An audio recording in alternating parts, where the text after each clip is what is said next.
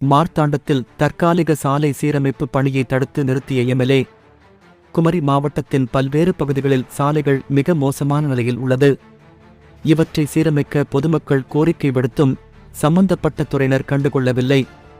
இந்த நிலையில் அமைச்சர் வேலு இன்று 4ஆம் தேதி குமரி மாவட்டம் வருகை தரவுள்ளார். இதனால் மார்த்தாண்டம் பகுதியில் அவசரக்கதியில் நேற்று சாலை பணி நடந்தது.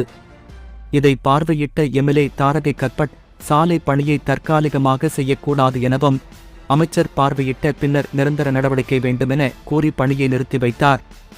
இந்த நிலையில் நேற்று இரவு மீண்டும் மார்த்தாண்டம் பகுதியில் குண்டு குழிகள் பொக்கைன் மூலம் தற்காலிகமாக நிரப்பப்பட்டது.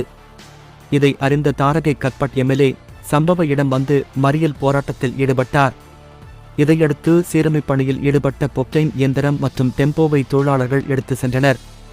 இதுகுறித்து எம்எல்ஏ கூறுகையில், இந்த ரோட்டின் நிலைமை படுமோசமாக உள்ளது. இதை சட்டசபையில் முதல் கேள்வியாக எழுப்பி அமைச்சர் பார்வைக்கு கொண்டு சென்றேன். தற்போது தற்காலிகமாக இரவோடு இரவாக மண் போட்டு நிரப்ப முடிவு செய்தனர். இது ஒரு மழைக்கு கூட தாக்கு பிடிக்காது. தொடர்ந்து இந்த பிரச்சினை அமைச்சரின் பார்வைக்கு கொண்டு செல்லப்பட்டு முழுமையாக சாலையை சீரமைக்க நடவடிக்கை எடுக்கப்படும் என்றார்.